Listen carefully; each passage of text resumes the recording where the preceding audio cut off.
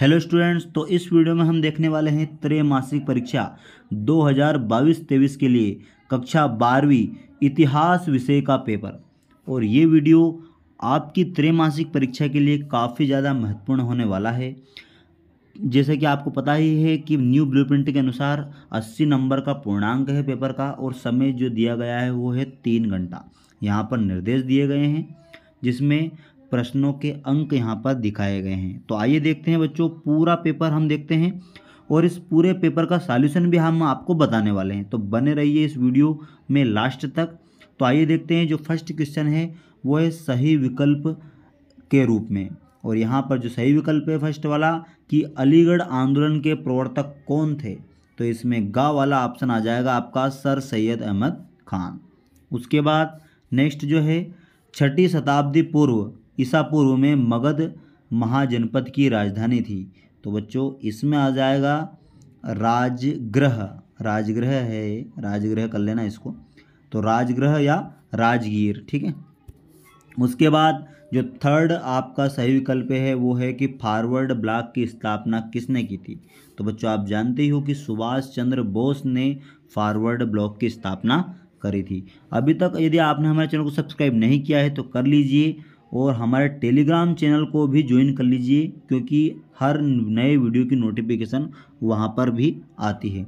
उसके बाद 1919 में महाभारत का समालोचनात्मक संस्करण तैयार करने वाले महत्वाकांक्षी परियोजना का नेतृत्व किसने किया था।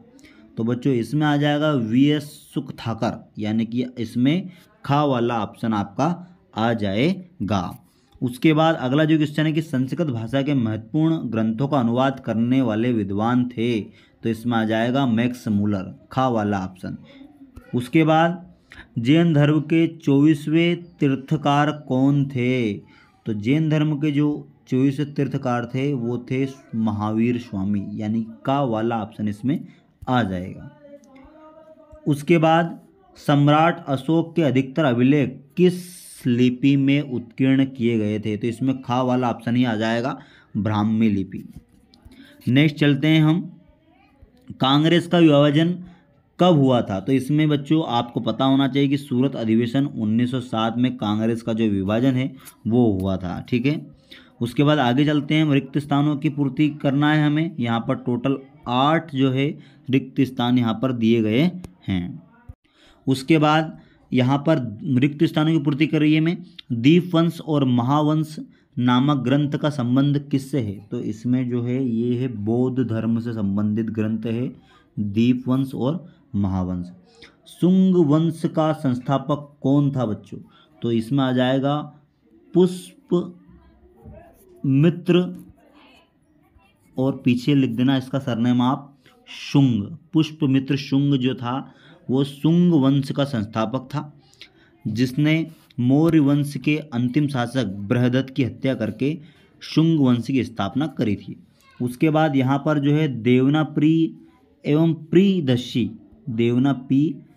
प्रियदर्शी नामक उपाधि धारण किसने करी थी, तो ये करी थी बच्चों अशोक ने, ठीक है। अशोक जो था मौर्य वंश का राजा अशोक। पृथ्वी पर सर्वप्रथम रिक्त स्थान जीवों का विकास हुआ, तो इसमें आ जाएगा जलीय जीवों का विकास हुआ था पृथ्वी पर सबसे पहले। उसके बाद आगे चलते हैं हम, सिंधु सभ्यता के समय रिक्त स्थान शहर बंदरगाह था, तो इसमें आ जाएगा लोथल। लोथल जो शहर है जो गुजरात में था बच्चों, वो एक बंदरगाह था।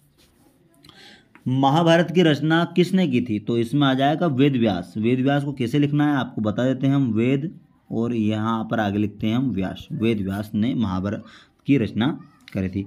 कैलाशनाथ मंदिर महाराष्ट्र के रिक्त स्थान में स्थित है, तो बच्चों ये आ जाएगा औरंगाबाद में, ठीक है। तो औरंगाबाद में ये जो शहर है वो ये जो मंदिर है वो स्थित है। उसके बाद पल्लव की राजधानी थी, तो पल्लव की जो राजधानी थी बच्चों वो थी कांचीपुरम। क्या आएगी, कांचीपुरम। और कांचीपुरम को बच्चों कांची भी बोला जाता है, तो कांची भी आप इसको लिख सकते हो, कोई दिक्कत नहीं है। उसके बाद आगे चलते हैं हम, अगला जो क्वेश्चन है वो है एक शब्द या एक वाक्य में उत्तर देना है। थेरी घाता का संबंध किस धर्म से है, तो इसमें भी आ जाएगा बौद्ध धर्म से संबंधित है।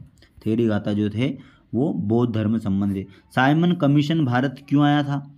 तो आपको ये जो मैं है वो मौखिक रूप से बोल रहा हूँ, आप इसको लिख लेना कि भारत में संवैधानिक शासन की जो समीक्षा है, संवैधानिक जो शासन जो चल रहा था उसकी समीक्षा के लिए जो था साइमन कमीशन जो था वो भारत आया था। तो साइमन कमीशन जो था संवैधानिक समीक्षा। बौद्ध और जैन धर्म का आविर्भाव कब हुआ था? तो इसमें आ जाएगा 6ठी ईसा पूर्व, 6ठी ईसा पूर्व आ जाएगा। ठीक है, इसके बाद अगले वाले क्वेश्चन में चलते हैं हम। हड़प नीति लागू करने वाला गवर्नर जनरल कौन था? तो इसमें आ जाएगा डलहौजी। डलहौजी ने जो थी हड़प नीति चालू की थी। प्लासी के युद्ध के समय बंगाल का नवाब कौन था? तो इसमें आ जाएगा मीर जाफ़र। मीर जाफ़र आ जाएगा इसमें, मीर जाफ़र। उसके बाद अगले वाले क्वेश्चन में चलते हैं। संस्कृत ग्रंथों में किस शब्द का प्रयोग परिवार के लिए होता है? तो संस्कृत ग्रंथों में जो परिवार के लिए जो शब्द है वो है कुल। कुल जो शब्द है वो परिवार के लिए उपयोग होता था। उसके बाद चंद्रगुप्त मौर्य के पुत्र का नाम क्या था? तो चंद्रगुप्त मौर्य के पुत्र का नाम था बिंदुसार, यानी कि मौर्य वंश का जो दूसरा शासक था बिंदुसार, वो चंद्रगुप्त मौर्य का ही पुत्र था। लोदी वंश का संस्थापक कौन था? तो इसमें आ जाएगा बहलोल लोदी। बहलोल लोदी